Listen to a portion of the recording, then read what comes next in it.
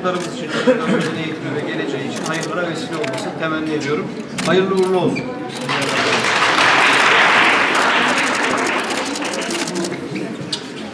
Belki propaganda yaparsınız. Arkadaşlar çekmeye çalışırsınız. Güzel olur. Tamam mı? Siz de okuyorsunuz bol. Tamam mı? Polisiye. Birbiriyle bağlantılı çok hayırlı aslında 3 tane etkinlik ve yatırım dizisinin lansmanı için bir araya geldik. Bunlardan bir tanesi ilk en önemlisi Sayın Cumhurbaşkanımızın eşleri Emine Erdoğan hanımefendinin himayelerinde Milli Eğitim Bakanımız Sayın Mahmut Özer'in büyük destekleriyle Türkiye çapında uygulanan kütüphanesiz okul kalmayacak kampanyasının Ağrı etabının tamamlanması ve onun örneklerinden bir tanesinin görülmesi ve kısa sürede gerçekleştirdiğimiz 554 tane kütüphanenin de sembolik açılışının yapılmasıydı. Bu konuda öncelikle Ağrı olarak Türkiye birincisi olduğumuzu söylemek istiyorum.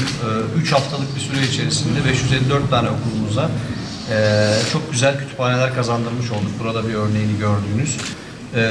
Bunu yıl sonuna kadar 1 milyona tamamlamayı düşünüyoruz arkadaşlar. Bizim nihai hedefimiz de genel olarak önümüzdeki dönemde bunu toplamda 2 milyona çıkarmak. Yani istiyoruz ki çocuklarımız arzu ettikleri her türlü kitabı okullarındaki kütüphanelerde bulsunlar.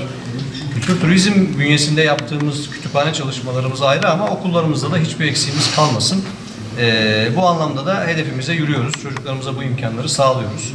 650 bin kitabı fiilen teslim etmiş olduk. Dediğim gibi 1 milyonu da yıl sonuna kadar, yani eğitim öğretim dönemi sonuna kadar tamamlamış olacağız. Yine bu kütüphaneleri gerçekleştirirken sıfır atık kavramını da ön plana çıkarmak adına bir tane de sıfır atık kütüphane gerçekleştirdik ve bunu aynı zamanda 7 ilçemizde de Milli Eğitim Teşkilatımız çalışıyor, gerçekleştirmiş olacağız kısa zamanda.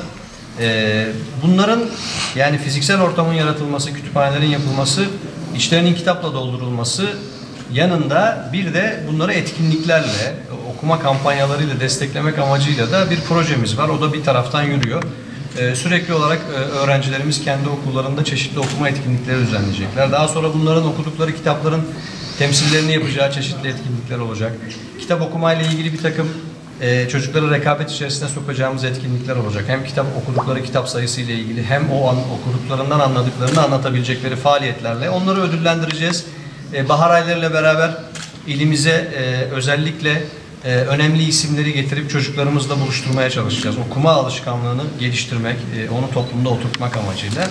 Yani 3 ayaklı olarak kitap okumanın Ağrı'da en temel faaliyetlerden bir tanesi olacağı, çocuklarımızın hepsinin bu alışkanlıkla yetişip hayatları boyunca da bu alışkanlığı sürdüreceği güzel bir ortamı yaratmak için tüm kurum kuruluşlarımızla başta Milli Eğitim Teşkilatı olmak üzere çalışmalarımız devam ediyoruz.